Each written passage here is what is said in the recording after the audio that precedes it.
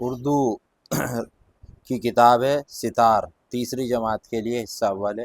اس کے سارے سبق پڑھیں گے اور سوال جواب بھی آپ کو ملیں گے۔ تو پہلا سبق ہے اس کا، پہلا جو سبق ہے وہ ہے حمد۔ حمد کہتے ہیں جس میں خدا کی تعریف کی جائے، اور نظم کہتے ہیں جس میں نبی کی تعریف کی جائے، ٹھیک ہے۔ تو یہ حمد ہے جس میں خدا کی تعریف کی جاتی ہے، نظم ہے حفیظ جالندری کی، تو پڑھتے ہیں اسے۔ تو یہ پہلا حمد ہے، اے دو جہاں کے والی، اے گلشنوں کے مالی، ہر چیز سے ہے ظاہر حکمت تیری نرالی۔ یعنی تو دو جہان کا مالک ہے، اور گلشنوں کا کیا ہے؟ مالک۔ گلشن کہتے ہیں باغوں کا بھی تو مالک ہے۔ ہر چیز سے ہے ظاہر حکمت تیری نرالی۔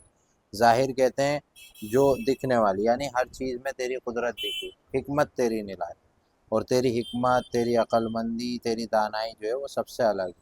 تیرے ہی فیض سے ہے، فیض کہتے ہیں فائدے سے، سرسبز ڈالی ڈالی، یعنی تیری ہی اس سے جو ہے جو سبزہ ہے، ہریالی ہے، وہ سب تیری وجہ سے۔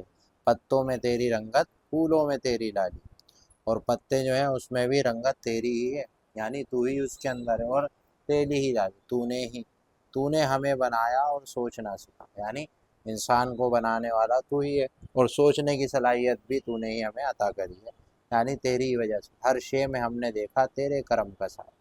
شے کہتے ہیں چیز کو، یعنی ہر چیز میں ہم نے دیکھا تیری رحمت، تیرا کرم، تیری مہربانی۔ جس راستے میں ڈھونڈا تیرا نشان پایا، اور جہاں سے بھی ہم گزرے ہم نے دیکھا کہ تیرا ہی نشان ہے، تو ہی تو ہے۔ خالق ہے تو خدایا، مالک ہے تو خدایا۔ خالق ہے تو کریٹر ہے، بنانے والا ہے تو، اور مالک بھی تو ہی، یعنی آنر بھی تو ہی ہے، سب کچھ تو ہی۔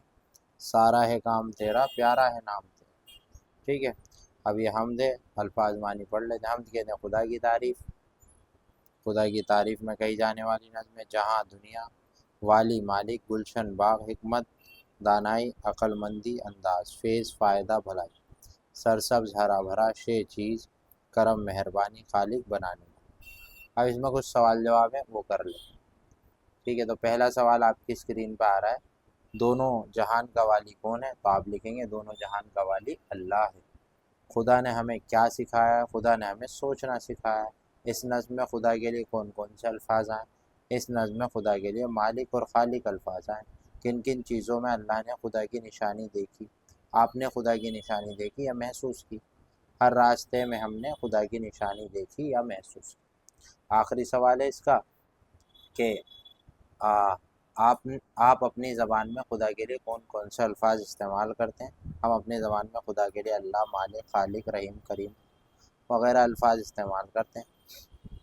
اب مصرع مکمل کرنے کے لیے اگر آیا آپ کی کتاب میں مصرع مکمل کرو، ہر چیز سے ہے ظاہر، آگے خالی چھوٹا ہوگا تو اس میں لکھ دینا حکمت تیری نرالی، یا نظم میں دیکھ کے لکھنا تیرے ہی فیض سے ہے، کیا لکھنا ہے؟ سرسبز ڈالی ڈالی۔ تو نے ہمیں سکھایا اور سوچنا سکھایا، تو نے جس راستے میں ڈھونڈا تیرا نشان پایا، سارا ہے کام تیرا، پیارا ہے نام۔ دیے گئے الفاظ کو الٹ کر نیا لفظ بناؤ۔ نام سے الٹنا ہے اسے، تو یہ ہو گیا مان، ٹھیک ہے، نیما لکھتے ہیں۔ یہ ہر راہ، مالک، کلام، ٹھیک ہے۔ دیے ہوئے الفاظ کے آخری حرف ہٹا کر نیا لفظ بناؤ۔ حکمت، تا ہٹا دو، کیا ہو گیا؟ حکم۔ رنگت، تا ہٹا دو، کیا ہو گیا؟ رنگ۔ سبز، کیا ہٹا دو؟ را، کیا بن گیا؟ سب۔ زا ہٹا دیا نا، سب بن گیا۔ تیری، تیر۔ پیارا، پیار۔ ہم الفاظ کو جوڑو، ٹھیک ہے، ہم لفظوں کو جوڑو۔